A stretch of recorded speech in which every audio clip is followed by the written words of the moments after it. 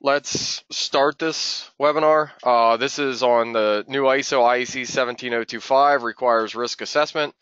We're going to cover the topics pertaining to measurement risk and provide the participant with some tools necessary for implementing TUR risk assessment guard banding using ANSI /NCSLI Z540.3 methods 5 and 6. As I said, that spreadsheet also has an alternate method developed in the 1990s. It really mimics method 6. I'm not going to discuss that today. If you want the sheet, please feel free to sign up. A little bit of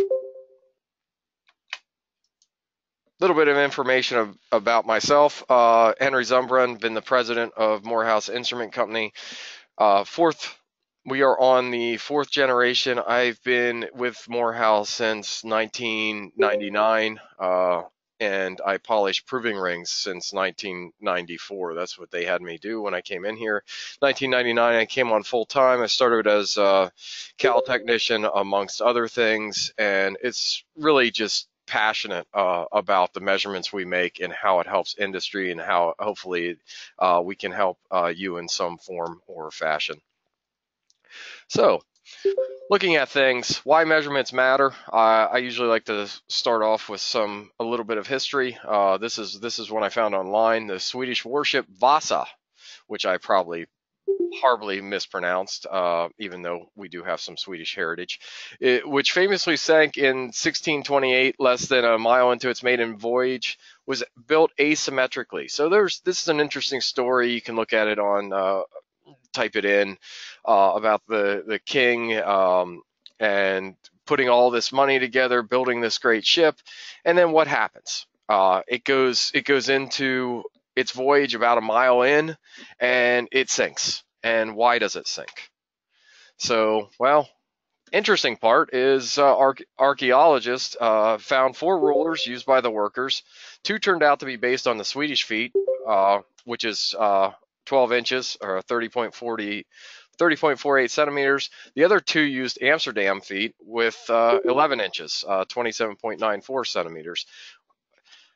Look, you put a boat together, you're not using the same length measurement, guess what's going to happen? You're going to build it asymmetrically and you're going to have issues. This was in the 1960s. Things still happen today where people do idiotic things. And I think the new standard focuses more on a lot of these things with the risk as probability times impact, which we'll get into later.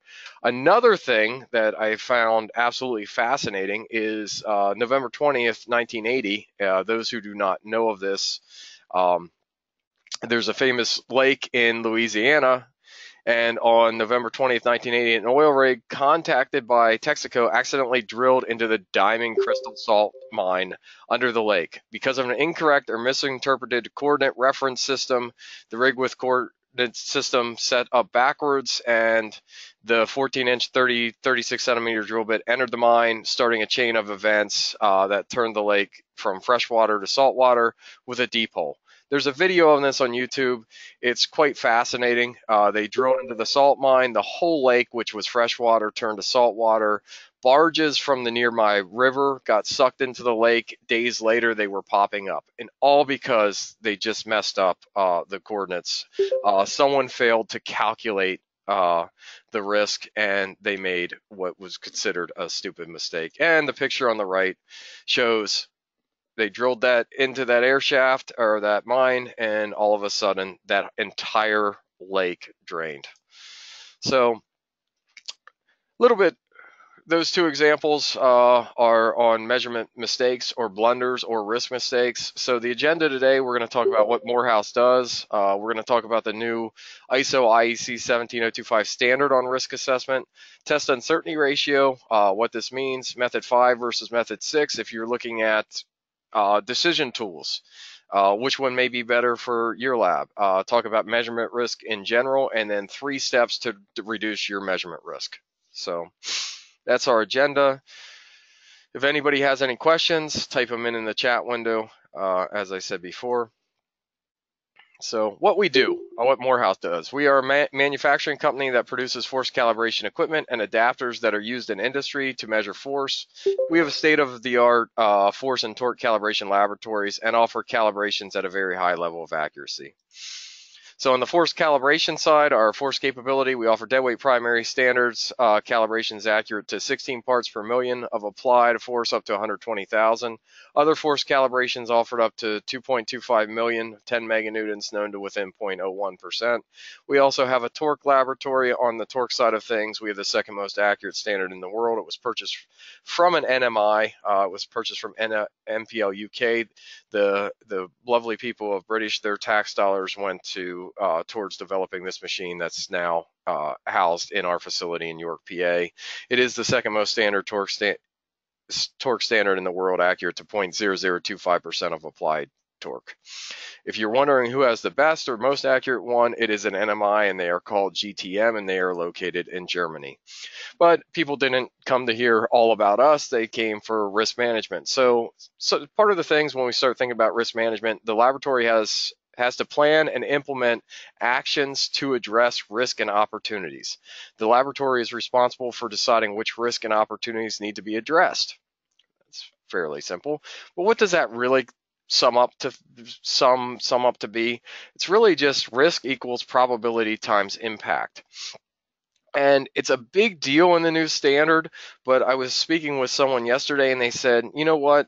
If you just figure out each section of the new standard, section 3, 4, 5 for those that are in quality, and look at each section by itself to figure the risk, and then you can figure, hey, what's the probability of this happening and what's the impact? You know, some sections are going to be less, you know, like on the CAL certificate, what's the probability of making a grammatical error? And, you know, what's the impact to the customer? Well, the impact is, as a Cal lab, you look bad, but is it going to affect their data? No. So it's probably not going to be the largest impact. But there are things that have relatively very or severe impacts. For this bridge, I mean, someone failed to figure out the impact, which is obviously severe, highest level, if they got one of these things wrong, if they got an incorrect concrete strength measurement, if they got an incorrect steel strength measurement, if cables were not checked properly for pre-test or post-tension. All of these things, if you're doing risk probability, you know, times that severity, and that severity is going to be huge on this one. So what I typically tell people with this, I say, if my impact is high, I should probably not use the most inexpensive calibration supplier who may not meet my needs. And this happens all the time. People use calibration suppliers. It's just they go around, they shop for the cheapest price, and they don't look at the CMCs, the scopes, and they don't look at whether they can meet their actual needs. So, and we'll talk about that with a lot more of when we look at risk and TURs and some tools that you can use to evaluate your cal suppliers. Here's a slide. It's here. We're not going to discuss this. This is a completely separate topic for the, you know, for another time. This is an hour or 2 hour course here on just some of the things you can use. I wanted people to be aware of them, basic risk identification tools. If you've seen them, a fishbone diagram, a fault tree, FMEA, a lot of people are probably familiar with that, the engineers that are on here, failure modes and effect analysis, and then you have PFMEA, process failure modes and effect analysis. 5 whys, which is involved, you keep asking why did this happen? Why did, you know, and eventually you may get to the root cause. And then you have the 8 Ds, disciplines, team, problem, correction, RCA, root cause analysis, corrective action, implement and validate, prevent reoccurrence, closure. So these are some basic tools that you can look up, you can Google. You find lots of information on these. I tend to like the 5 whys the best. It addresses the issue quickly if you can get to it. Other tools are very useful as well. So we get into risk management 2017. ISO 9001 came out a while ago, and some of the changes that are in 2017 of ISO IEC 2017 are also in 9001, so people knew they were coming. But the basic evolution of this you have on your left. 2005, you had policies, procedures, job descriptions, top management. You had a quality manager, technical manager, and then in 2017, the shift is more towards how to run your lab. Type of standard and making sure you're taking the appropriate actions to limit your risk. And we get into that 2017, we have risk and opportunity management requires essentially documented info, processes, and then here's the big one. The big one is decision rules. What are your decision rules? They can be almost anything. And we're going to discuss those. We're going to discuss really two of them with Method 5 and Method 6. And then 2017's focus more on minimizing a lab's risk exposure, and many of the should references from 2005 are replaced with shall. And we're going to go over a few of them that are in here. So 5.5.c in the new standard, document its procedures to the extent necessary to assure the consistent application of its activities and validity of the results. That's entirely new. So that's in there. 6.4.5, the equipment used for measurement shall be capable of achieving the measurement accuracy and or measurement uncertainty required to provide a valid result. That's pretty much common sense. It's there. It needs to be there. 6.4.6, when the measurement accuracy and measurement uncertainty affect the validity of the reported result or metrological traceability is a requirement, measuring equipment shall be calibrated. Now, most people have their equipment calibrated, but people miss this. I think a lot of the ISO 9001 world misses some of this stuff. 6.4.7, the laboratory shall establish a calibration program. You can see this is more European in nature, the way program spelled, which shall be reviewed and adjusted as necessary in order to maintain confidence in the status of calibration. 6.4.9, equipment that has been subjected to overloading or mishandling, gives questionable results, or has been shown to be defective or outside specified requirements, shall be taken out of service. It shall be isolated to prevent its use clearly labeled or marked as being out of service until it has been verified to perform correctly. This is not that new. Load cells, when you're dealing in the force world, if you overload a load cell, you have no idea if you've damaged the temperature compensation, if you've damaged some other things. You can take bridge measurements, and there are other tools like a load cell tester that you can use to see if you've shifted the zero. But you get in this range where you've yielded the material, but you haven't broken it, and stresses and strains have been introduced to that load cell where it may not be good anymore. So you have to check it. 6.5.2, the laboratory shall ensure the system measurement results are traceable to international system of units. Most of you have probably still seen CAL reports that say traceable to NIST or traceable to this. That's the last 10 years that's been wrong. It's really traceable to SI units. Some people used to draw a pyramid and put the BIPM on the pyramid as top. That's gone away. It's the way it works is everything is traceable to SI units. So here we have uncertainty. This is a typical for force calibration. You have your NMI. In this country, we're fortunate enough to have NIST, who have dead weights up to 4.4 meganewtons or 1 million pounds of force. NIST operates at a standard uncertainty of about 4 to 5 parts per million.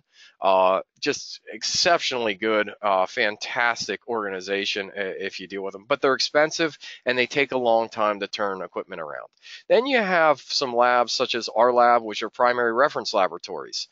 We typically are operating at around 8 to 10 parts per million, but these laboratories can go up and operate up to about 25 to 50 parts per million and still be considered primary, depending on where you go.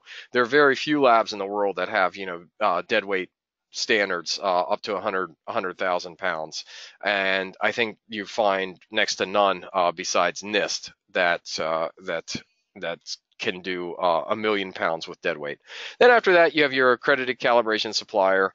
They typically run around 0.25%. Working standards 0.1, and then people making field measurements, typically testing machine is going to be a 0.5%. So that's how traceable SI means everything traces back to the SI units. And for force, SI units are time, um, length, and mass, and they are redefining the kilogram, which is another topic. And then we get into the more of the standard. We get into risk management decision rules, and these are some sections that you want to take into account. Section 7.6.1: a laboratory performing calibrations, including of its own equipment, shall evaluate the measurement uncertainty for all calibrations. Then we get to 7.8.4.1: the measurement uncertainty presented in the same unit as the measurand or in a term relative to the measurand percent. This is basically saying if I apply, pounds, pound feet, I should report in pound feet or percentage. And that's how my uncertainty should be reported, not in some other unit. These are ones 7.8.6.1. This is why we're having the webinar, these two actually. When a statement of conformity to a specification or standard for test or calibration is provided, the laboratory shall document the decision rule employed, taking into account the level of risk, such as false accept and false reject, and statistical assumptions associated with the decision rule employed, and apply the decision rule.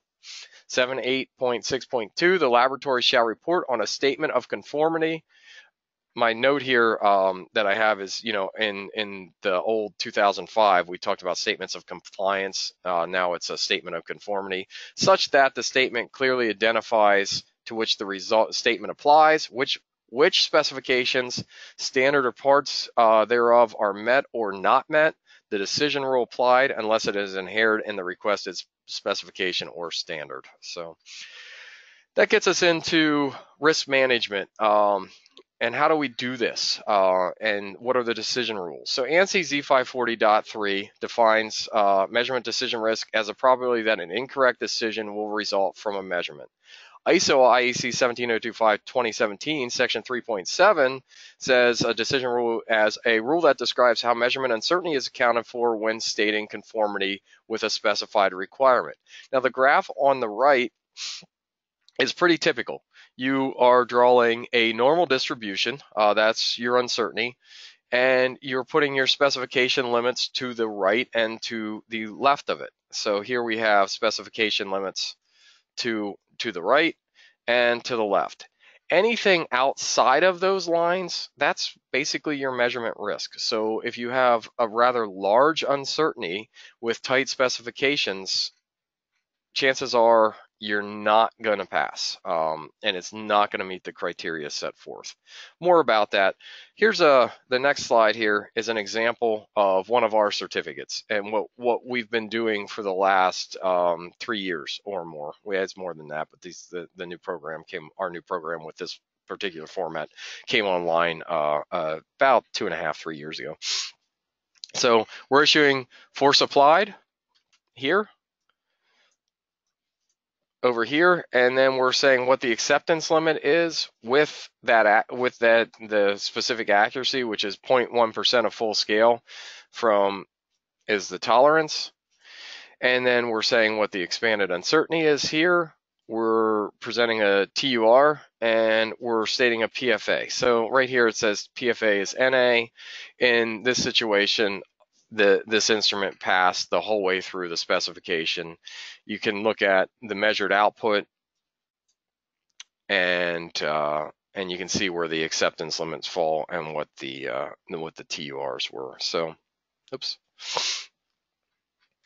So when we talk about TURs, test uncertainty ratio is the ratio of span of the tolerance of the measurement quantity subject to calibration to twice the 95% expanded uncertainty of the measurement process for calibration. So basically, we talk about TUR, it's the unit under test tolerance divided by the calibration process uncertainty. It's also this long formula right here, which is the tolerance, and I put 2 times, it's whatever you're working to, whatever coverage factor you're working to, 2 times the CMC divided by K squared plus the resolution of what you're testing, that needs to be included in the denominator, that squared, plus the repeatability of what's being tested, and that needs to be included in the denominator. So here we have TUR, tolerance divided by expanded uncertainty. We have, sometimes you'll see it as upper specification minus lower specification times 4 times U. I don't like this one. I don't recommend using it. And then you have the general uncertainty equation, which is the bottom, your denominator over here. So, and in that denominator, we're looking at the resolution of the unit under test, and we're also looking at the repeatability of the unit under test. So if we look at, the TURs of, say, Morehouse versus a typical force lab, I was looking, we were looking at primary standards versus accredited calibration supplier or secondary standards. If we look at that, so I have a 10,000 pound device, load cell, accurate to 0.05% of full scale with a 0.01 pound resolution and a 0.05 pound repeatability. If I put these numbers into the tolerance divided by expanded uncertainty, the TUR calculation here when Morehouse performs a calibration is 22 to 1. The calibration here when you use automated transfer standard or this type that's offered by competitors, or you look at, most of these have a standard CMC of about 0.05% of applied, sometimes 0.037, 0.04. You end up with TURs that are around 1 to 1. And then when you end up with a 1 to 1 TUR, you have to ask if that's going to meet the specification in 6.4.5, which states the equipment used for measurement shall be capable of achieving the measurement accuracy and or measurement uncertainty required to provide a valid result. Will that, is 1 to 1 enough? In some cases, it can be.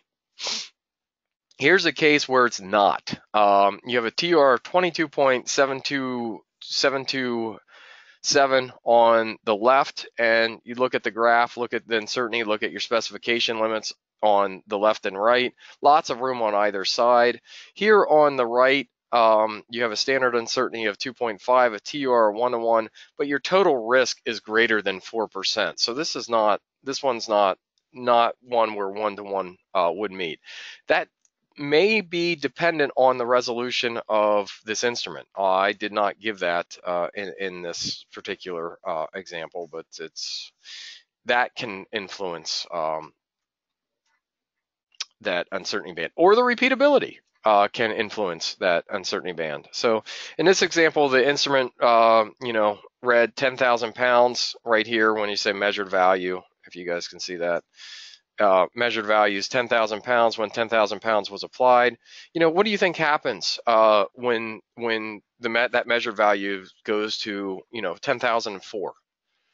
So that's easy enough to do. I go to the next slide and I can show you. The measurement goes to 10,004. On the one graph to the left, Morehouse calibrates it. We can still say, hey, that statement of conformance or statement of compliance, it still passes. It's still within the specification limit.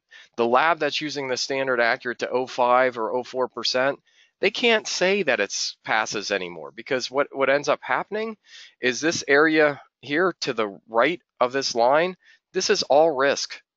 So basically, they can say that, hey, it read 10,004, but if they give you this instrumentation, there will be a 34.46% chance, that's all that area under that graph to the right of the curve, that device is out of tolerance when they're saying that it's in. So really, the risk goes from 4.55 to 34.47 total risk in this scenario. And the way I try to liken TUR to is, the more room you have, the less chance you're gonna bash into the car door beside you. So in this example, you have this luscious, very wide parking spot. The whole family can get out of the car. They can swing open the car door. They're not going to hit the car beside them. They're not going to put a dent in the car beside them. But when you're using those labs where you don't have that risk, you can only kind of crack your door and shimmy your way out, if that makes sense. So basically, the better the capability of the calibration provider, the higher the chances that you're going to have a larger TUR and you're not going to have that risk. You're not going to have the probability of false accept, and you're not going to have to worry about your equipment actually being out of tolerance, and the lab calling it intolerance. And some people may say, well, 2000, I've been calibrating with ISO IEC 17025 2005 for years, and I've not had to figure this out. Well, I think auditors just haven't been auditing properly, because this requirement of guard banding is currently in both standards. It's in section 5.10.4.2, which basically says when statements of compliance are made, the uncertainty of measurement shall be taken into account. The new standard came out in November of 2017. So there's a 3-year implementation process of it. But if you're still that lab and you're moving towards the new standard and you're compliant with 17025 2005, you still need to do this. It's not a requirement. You need to guard band, and the lab that you're using needs to do these. It's not as the description of what needs to be done is a lot more vague with when statements of compliance are made. But then in 7.8.6.2 again, it says when a statement of conformity to a specification or standard for test or calibration is provided, the laboratory shall document the decision rule, taking into account the level of risk. And that's what we were talking about, the level of risk, such as false accept and false reject, and statistical assumptions associated with the decision rule employed, and apply the decision rule. So now we're going to talk about 2 decision rules. We're going to talk about method 5, and we're going to talk about method 6. Method 5 is a guard band based on measurement uncertainty. The advantage of method 5 is they're very simple to calculate. You're just subtracting off the uncertainty from the tolerance. They are calculated only from the measurement uncertainty. The test limit is based on the worst case PFA that will be accepted for any individual measurement. The disadvantage is there's a high probability of false reject because this may be too aggressive. This is what the certificate example that I showed. This is what we're using.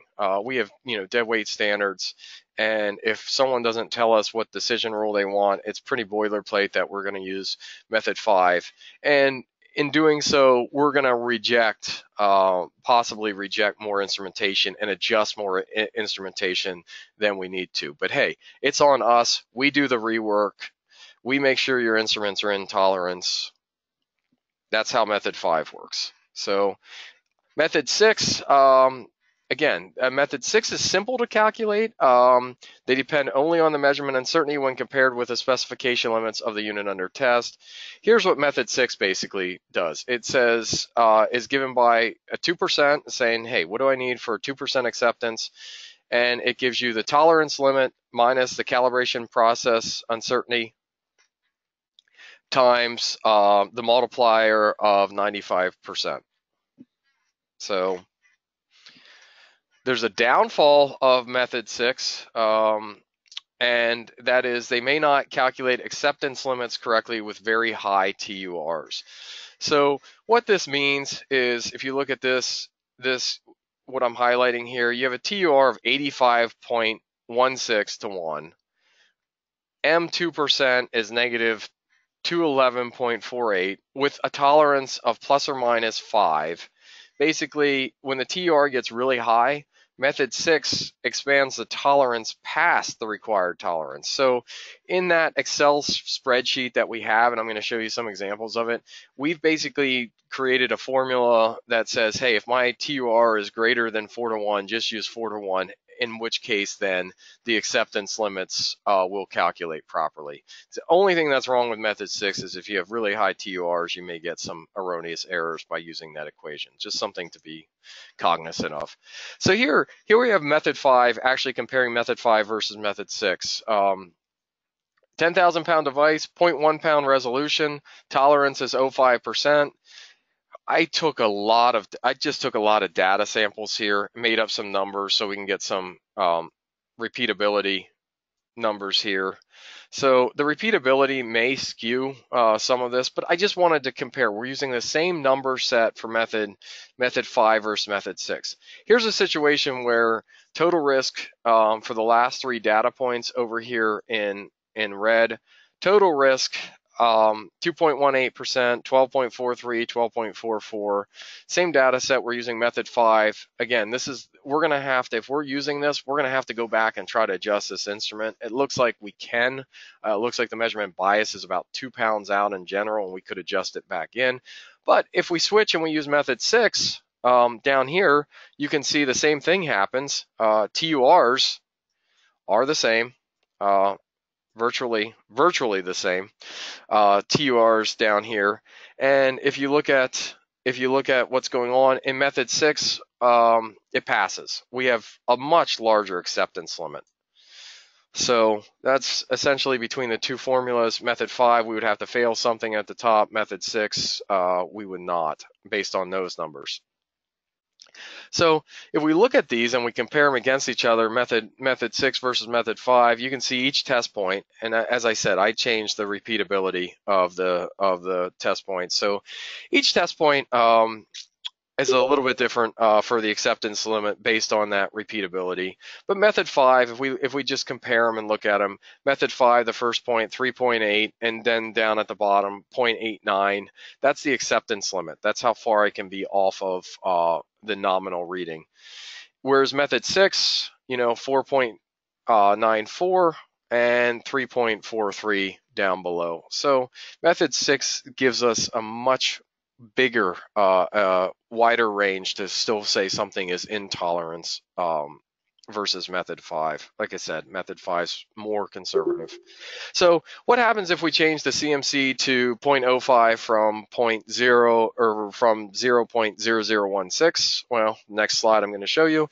If we change the CMC, so it goes from using dead weight, and we change the CMC to using, a accredited secondary calibration supplier, and assuming we get the same readings when we apply the series of forces, we're going to see that even under method 6 scenario, our acceptance limits now have decreased tremendously. Under method 5, it's basically we do not have acceptance limits. We'll never be able to pass it. But under method 6, it's going to fail on the last 2 points where it didn't. And in method 5, it failed on these last 3. Now that's going up to the half the range is now failing. So basically you change the lab you go to with this equipment. The equipment fails with both of these methods. So it's choosing the right calibration supplier. So if we raise the tolerance, what happens? Someone wants a tolerance of 0.5%. This is another scenario that may happen. We've had customers where very few, but we've had customers where the instrumentation was such, where the resolution was so high and everything else was so high. The only thing that would make the instrument pass was effectively taking that manufacturer's tolerance and doubling it. So we raised the tolerance from 0.5 to 0.1. Both methods will pass, and you can see here method 6 a lot more room as far as the acceptance limits go. So some questions about measurement risk. Have you or any of your technicians ever overloaded a load cell? We're talking about force. Have you or someone ever used the wrong equipment to try to accomplish a certain task? We have some people that audit to ISO 9001 here. I'm sure they could share some stories of gauge blocks, calipers, all kinds of things where people are just torque wrenches where they're not setting them properly. They're not pre-tensioning them to the 20%, backing them off the whole way, or using them as a hammer and then going and trying to secure a bolt that's going to go in something that's consumer safety related. Lots of this stuff happens for sure, but it shouldn't. And so hopefully now that people are aware of it and the new standards out, and they start looking at that probability times the occurrence. What happens if I have an out of tolerance with a torque wrench because my tech didn't preload it, didn't keep it at the 20% preload? What happens if they use it as a hammer? These are things we need to be thinking about. Out of tolerance conditions. What happens if it fails calibration? How can I ensure that it doesn't? I have, what measurement assurance processes do I have in place to ensure that, if I have an out of tolerance, that I'm only going to go back a week or 2 weeks and not have to go back to the last calibration. That's SPC, statistical process control. So how about your calibration provider. Everybody's used one for something. Have they ever admitted to making a mistake? And if the problem was not corrected, did it just go away? Did they sweep it under the rug? Did you suspect something was wrong for years and years and years, and then find out that they didn't do it? There's several that we know of that just continue to ignore standards, procedures, processes, and just go about like every day and say, hey, we'll pass that risk on to the customer. So it's all you need to think about this. Think about what you're doing, who you're using, and the bottom line is, none of us are perfect. We make mistakes. Our company makes mistakes. We admit to them. It's painful as can be when you admit to somebody and tell them, hey, the last week of data that we sent out was bad because of a scaling factor. We need to issue corrective certs, and this is how it is. Luckily, people are understanding, and if you can catch it quickly, within a day or two, the risk or what's coming back, the out of tolerances or what the recalls that's coming back are a lot less than if it goes on for weeks and years. And there's several situations where bad measurements have gone on for years and years and years. So. But the thing is, we can mitigate our measurement risk by making better measurements and replicating the proper use of all instruments to lessen the possibility of devastating errors. We can do that. Probability times impact. We can put numbers on it. We can see where the problems are in our system. So, and that brings us to the 3 rules. My essential. If you're making measurements, these are the 3 rules I think everybody should follow. They're like a 3-legged stool. You take one of these out, and you can't really sit in the stool anymore. So 3 rules, pretty simple. Know the right requirements. The first rule involves knowing what is needed to accomplish the task at hand. Second one is choosing the right equipment. Always choose measuring and test equipment that is capable of achieving the measurement tolerance required, and use the appropriate calibration adapters. The third rule, have the right processes. This last rule requires having training program and proof of training records to validate the individuals performing the calibration or using the equipment. So we're going to talk about these in a little more detail. Rule number 1, know the right requirements. The more accurate the system, the higher the cost it will be to procure the equipment and have it calibrated. So think about this. NASA designed this passive torque latch. Instead of using off-the-shelf components, they made an $8 million torque latch system for the space shuttle, where they could have probably made a $50,000 system using custom available components. So think about if you're in the design phase, think about what's available, what you have to it. Because if you come up with these ridiculous requirements, the equipment's going to get that much more expensive. So for tests, for most tests, typically when we start thinking about TUR of 4-to-1 will meet the guidelines set forth in ANSI Z540.1 of ensuring the total risk is less than 4%, which kind of talked about that earlier, but I didn't say where it came from. That came from ANSI Z540.1. Several people operate under this, where they say, hey, I need 4-to-1. Recently, we lost a contract where they said they needed 0.02% was the accuracy requirement, and they went with a lab that had a capability of double that. So they weren't even at a 1-to-1; they were at a 0.5-to-1. And I still can't fathom why someone couldn't do the math on that contract, but it happens. And that system's going to go out. 20 load cells are going to go out, or whatever number of load cells are going to go out in the system. And when your reference standards can't meet the requirement, I don't know how they're going to function. So another thing to think about. And people say, hey, my requirement is X. Requirement is 0.1% of applied, and the stability of the device is 0.2% over a 1-year period. Start thinking about this. This is just some silliness. I say I need to be 0.1%, but every time I send it back for cal, I'm showing a 0.2% drift. This is why when we're looking at uncertainties, that that reference standard stability, the stability of your device needs to be put in there. You're not really meeting 0.1 if your device is drifting by 0.2. So enough about my lecture. So what happens when you don't follow rule number 1? Things happen like the Texas refinery, and if everybody remembers, in 2000, this was back to 2005 where this happened. And what was the cause of it? Distillation tower and attached blow drum overfilled. 7,600 gallons of flammable liquid was released. Liquid ignited by an idling diesel truck. And they're saying the proximate cause was high-level alarm malfunction. And then level transmitter miscalibrated. outdated 1975 data sheet. Level transmitter actually indicated liquid was falling when the level was absolutely rising. There's a lot of information you can dig up on this on LinkedIn and some others, and what happened. So a business acquired another business, and a lot of cost cutting procedures happened.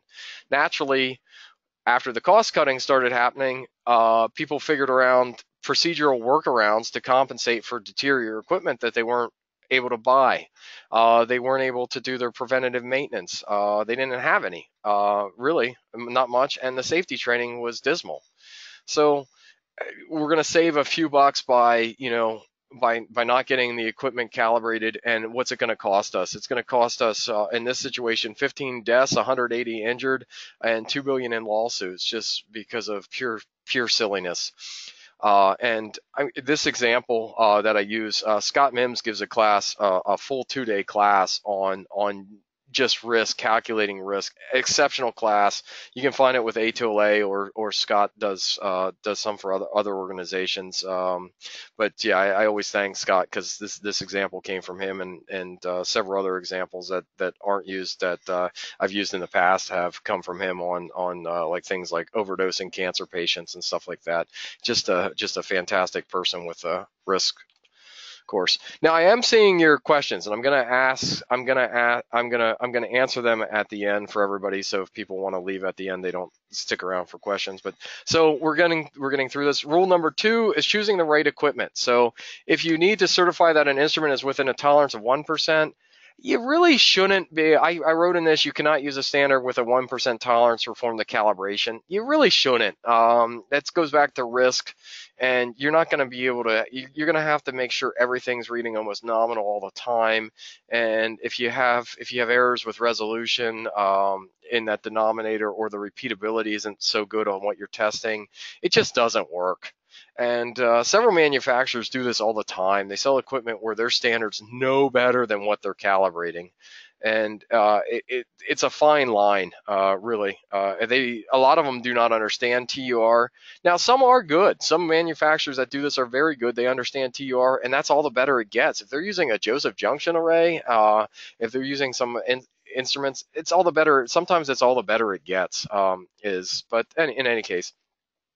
But on most of these instruments, no reference standard in the world may lower the risk if the instrument shows any bias. And then choosing the right equipment also includes choosing the right adapters for your system. Now, these are adapters under choose the right equipment. So here's an example of equipment. It's an intercom scale. It's done in our 804,000 press, and it will never meet the requirement. If you look up top here, you can see the total risk is 12.10, measured values 10,000. This scale is repeatable within 10 pounds and has a resolution of 10 pounds, this one that was tested. So no matter what reference we use, the total risk is always going to be higher than 10%. Now, this is if people are more interested in this, we have a paper on this online. We worked with a company, Jackson Aircraft Weighing Systems, JAWS. This scale came into our facility with the 804,000 press. We did the cal. The repeatability was 10 pounds. The resolution was 10 pounds. Jackson Aircraft Weighing Systems went and gutted the whole system.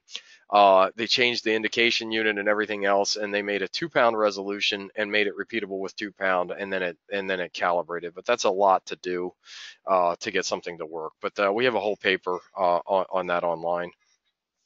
So let's talk about choosing the right equipment. Here's 3 examples. We have a 2K PCM. This is our portable 2,000-pound calibrating machine. And we have fairly good reference standard, ultra precision load cell. And typical calibration and measurement capability with this standard is about 0.02% of applied force. And that's assuming there's another paper out explaining measurement uncertainties calculation. And that's assuming that we're changing a standard roughly every 20%. So if we have a 2,000-pound standard, we may change that. We may actually change our standard out to maintain that 0.02 at 400 pounds. If we have a 500-pound standard, we may change that out at 100 pounds or maybe 50 pounds to maintain 0.02, 0.015, 0.025, whatever you need to be. But in any case, most people that get this system can do a full uncertainty calculation, and they can achieve better than 0.02% of applied force. So we have three things we're going to calibrate here. We have a UUT 0.5% of full scale. This is a digital force gauge. Then we have a handheld force gauge secured with an L bracket. It can do tension, compression, same setup. And then we have a load cell.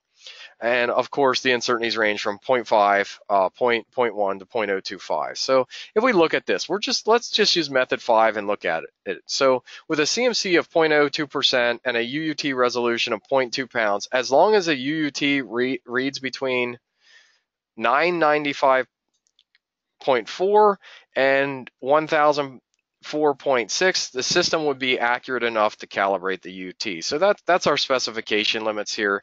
You can see I pushed this band right up against the line. So if you're just using the 0.5% of full scale, 995, some people would call it in, but at 995, it's not going to be in. There's going to be too much risk. So we have to make sure that instrument reads between 995.4 and 1000.4, and then the system's accurate. And we have a TUR of 21.65. And at that line where it actually reads 995.4, our total risk is 0.03%. So it's much less than the 4%. So let's look at the second scenario, a 500-pound digital force gauge with a tolerance of 0.1% of full scale. So looking at this one, tolerance is a little tighter. TUR is 4.33. So we still have 4-to-1 TUR, but now the specification limits really 499.5 and 500.5. Measured value of 500.3. So with if we want to calibrate a 0.1% device, this device with a resolution of 0.1 pound, as long as the UT reads between 499.7 and 500.3, the system would be accurate enough to calibrate the UT. Now, these graphs are from the spreadsheet that you can request after this webinar. You can download them. There's a one sheet that does method 5 with all the graphs, so you can do these individually and figure them out. And then there's another tab that has method 5 versus method 6, so you can type in everything and it will show you the difference between method 5 and method 6, and then it has an alternate method at below.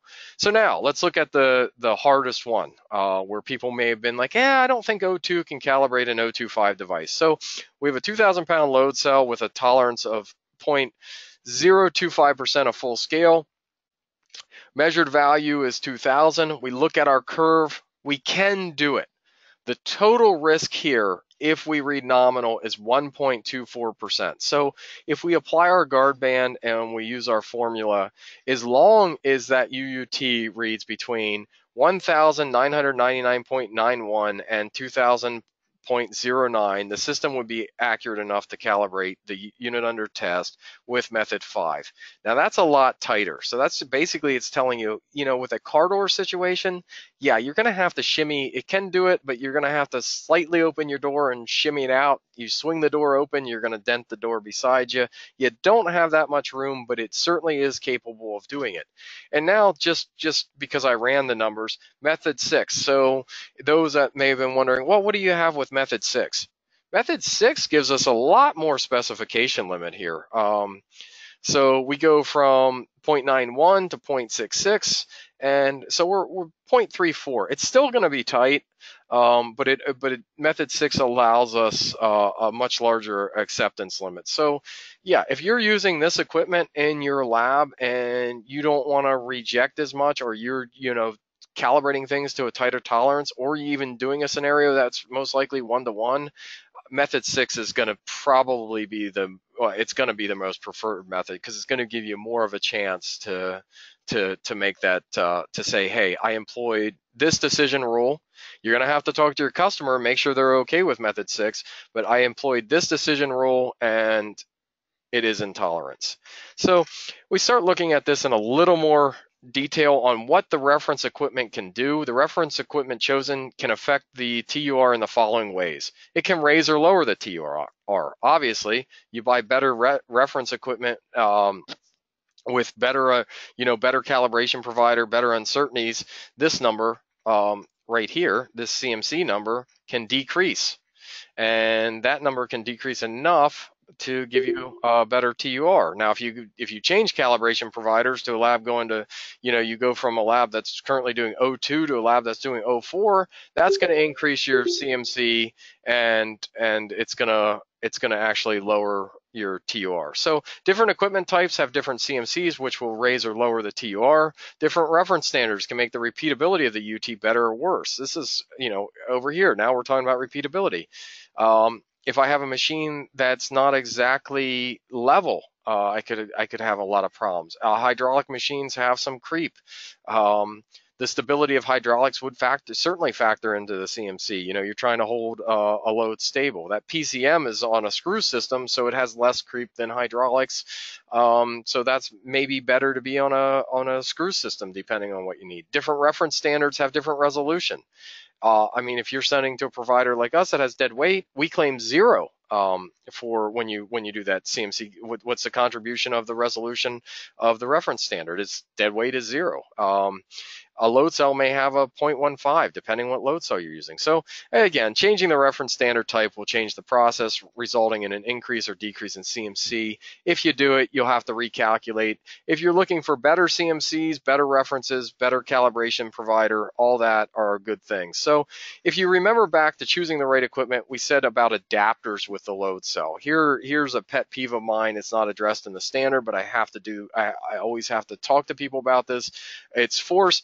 This is a Sensitech RGF load cell. Really don't care what the load cell is, but what we care about is you buy the reference standard. You should really buy the proper adapters with that reference standard and send those adapters into your calibration provider. Here's a situation where our customer actually sent us the Sensitech load cell. They sent this to us and they did not send adapters. So we were on the phone with them probably several times saying, well, what do you want? They don't know what they want. Just use an adapter. Tell me what you used and I'll try to replicate it. Though we tried to convince them to buy an adapter or send an adapter in for the cal, they chose not to do so. So I did a test, 2 different adapters. I don't know what they're using, but these 2 adapters, the adapter on the over here, different adapters. Basically, one had an 1.5-inch engagement and the other one had a 1/2-inch engagement. Difference of 59.2 pounds on a 10,000 pound cell. Customers' expectations are 0.025 or better. There's no way they meet it by just changing adapters. Load cell can meet it all day long.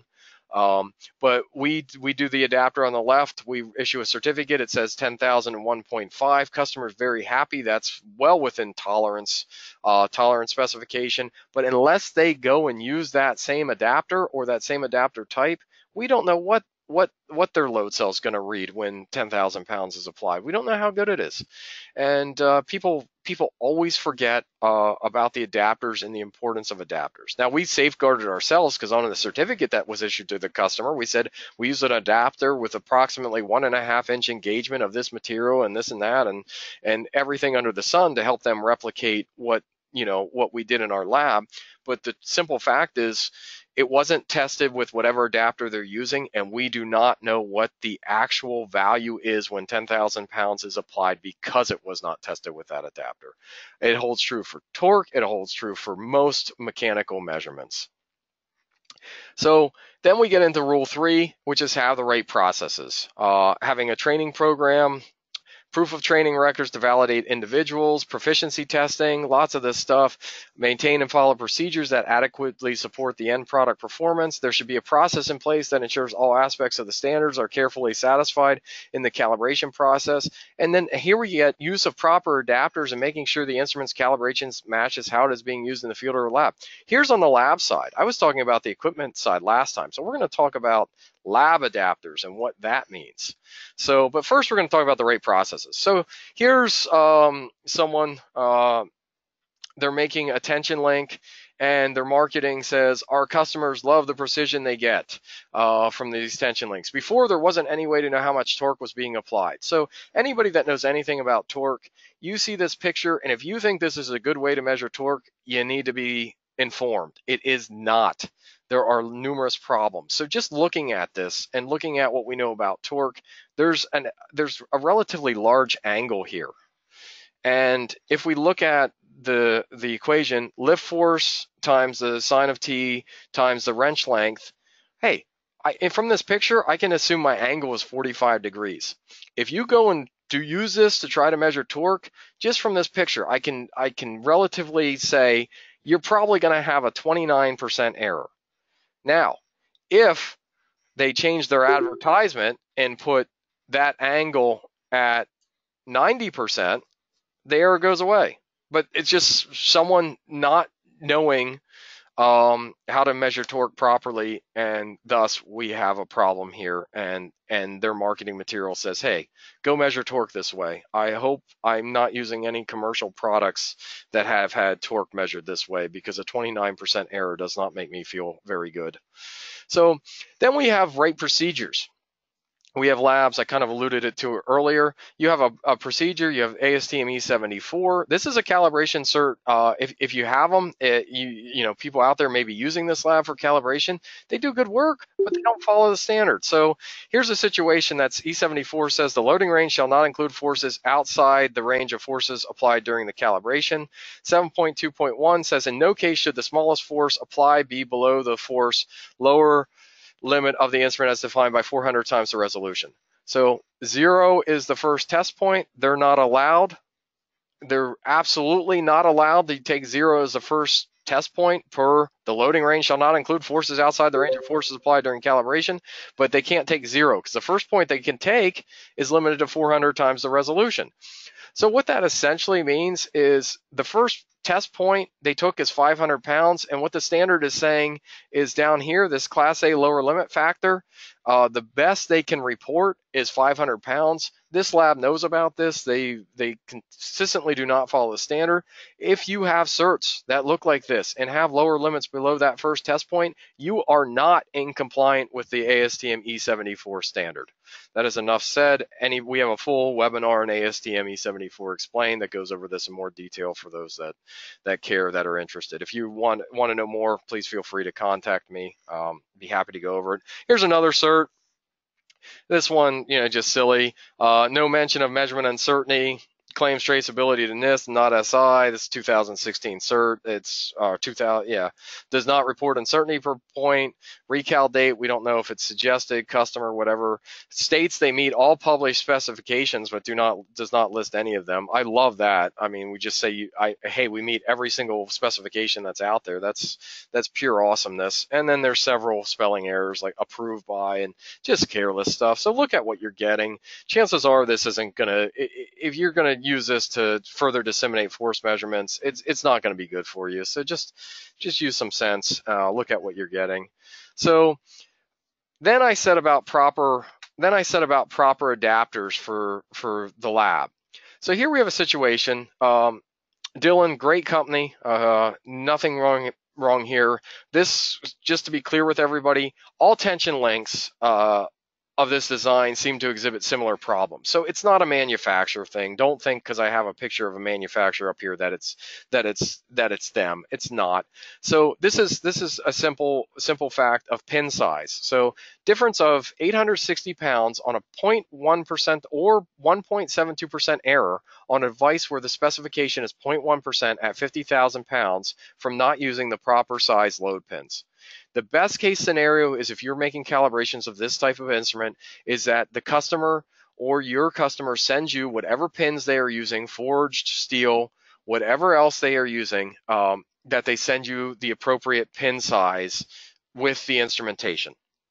That's the absolute best thing that can happen. If they do not, the second net best thing is to replicate the size pin that the manufacturer recommends. So in doing that, we have a quick change tension adapter system where you can see these. This is a clevis here. This is pin size, rollers.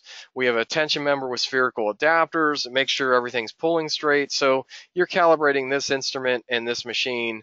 The most important thing to get right, the best case scenario is to use a customer pin in here, the pin that they're using to calibrate it. If they do not supply it, then we have an adapter line that will allow you to calibrate their device with the manufacturer's recommended pin size.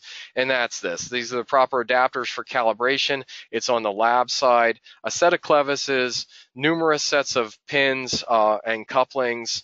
We have adapter systems that we've now finally made where you can have for a basic kit where you have three pins, three load pins in a clevis set that can do the majority of instruments out there. So for example, that 50-ton Dillon is probably going to require, or that was a 25-ton Dillon, 50,000-pound Dillon, probably going to require a 50 millimeter pin, 1.97 inches. Now we've painstakingly looked through all the literature of all the manufacturers, and we've made pins based on their recommendations. If anybody has any more interest in this, let me know. There's links if you get the PDF to these kits if there's any interest there. So summary of measurement risk: have the calibration provider replicate how the device is being used, have competent technicians, requirement for the new ISO of section 6.2.3, use the right equipment, that's a requirement per section 6.4.5, lower your uncertainties through your calibration provider, and then here it is. There's just a bit of difference between CMCs of 01, 05, 02, 01, 005, 002. This particular table is based on a calibration grade load cell with a 0.01 pound resolution and a 0.5 repeatability. If you remember, that goes into the denominator again. So, this is basically saying with this device, if I wanted to calibrate to 0.01%, I need to use dead weights, a lab that's 002. If my tolerance is 02, still need to use dead weights. If my tolerance is 05, still need to use dead weights. If it's 0.1, now I'm getting into, I could probably use secondary standards back here like the PCM. But again, numbers vary. You need to plug them in. You need to plug in the resolution and the repeatability, and that varies things. So right calibration provider. For us, accreditation is not enough. Our mission in the past 20 years is be regarded as the best independent force and torque calibration resource in the world by providing realistic solutions and continually develop new products to meet customer needs. We also like to defy the law of averages and meet 100% on quality delivery and overall customer satisfaction. If you have worked with us, you know that we care. And we will make things right. So I have to say that not all labs are created equal.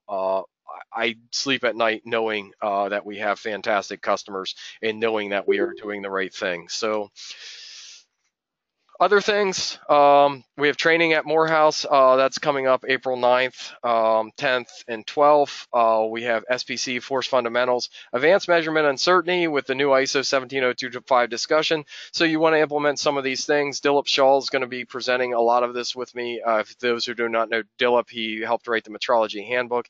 He gives a lot of these classes frequently, and he is quite knowledgeable on measurement uncertainty and the new standard. A lot of the classes coming out with the new ISO standard are coming out in March. They will, A2LA, some of the other accreditation bodies are presenting classes to their auditors in March. So in April is going to be a really good time to have a lot of the new knowledge out and what the ABs are looking for in particular, and having that discussion of how do I become compliant with decision rules and everything else to the new standard. And with that said, there were a lot of questions during this presentation. So with that said, those that want to go to lunch or are leaving, thank you for sticking around. Thank you for your time. I'd like to conclude with this slide that just says, remember, one accurate measurement is worth 1,000 expert opinions. So for those that ask about PDFs and other information, an email will be coming out with PDFs of the slide. This is recorded. It will be put online for you to view later if you want. And then if you wanted the sheet. So what's going to happen is there's going to be a follow-up email. In that follow-up email, a request, if you wanted anything from us, we are more than happy to send it out to you, whether it's any of this stuff. So just please let us know. So with that,